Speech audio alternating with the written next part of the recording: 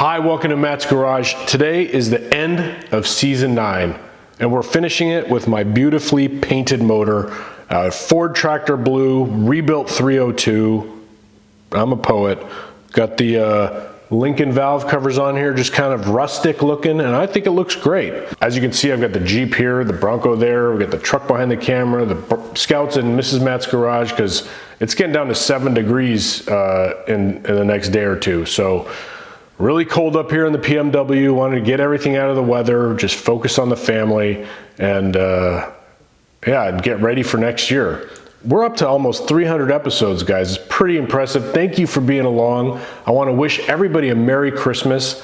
When I come back in January and we start season 10, I got at least one surprise for the shop and the channel, so should be interesting.